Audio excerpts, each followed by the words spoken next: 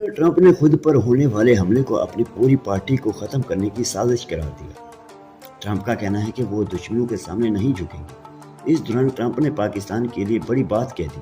बोले, मैं पाकिस्तान का बहुत एहतराम करता हूँ।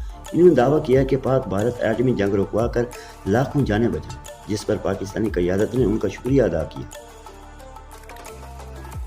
लबनान में सीज़ फायर के बावजूद लड़ाई तेज। इसराइली हमलों में 7 अफराद शहीद हो गए। लबनान में इसराइली और हिजबुल्लाह के दरमियान शदीद झड़पें जारी हैं, जिसमें दर्जनों अफराद जख्मी हो गए।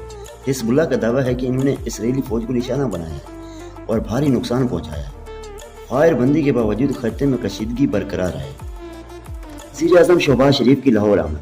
पंजाब असम्बली के स्पीकर से इनकी हमशीरा के इंतकाल पर ताज़िया। वज़ीर-ए-आज़म ने स्पीकर पंजाब असम्बली के घर जाकर इनके अहल खाना से मुलाकात की और मरहूमा के दर्जात की बुलंदी के लिए दुआएं की।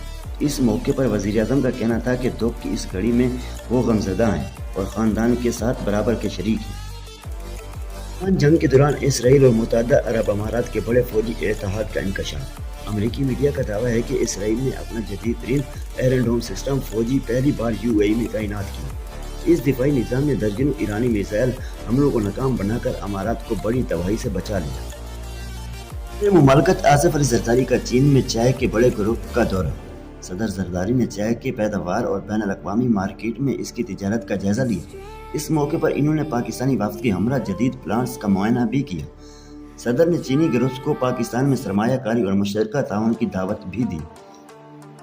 कराची का बड़ा एक्शन। यूनिवर्सिटी रोड पर सुस्ती दिखाने वाली कंपनी फारिग। काम अब FWO के हवाले कर दिया गया। मेयर मुर्तज़ा वहाब का कहना है कि नई कंपनी ने आज से काम शुरू कर दी है और सिर्फ 90 दिनों में सड़क मुकम्मल करके शहरों को अजाब से निजात दिलाई जाएगी।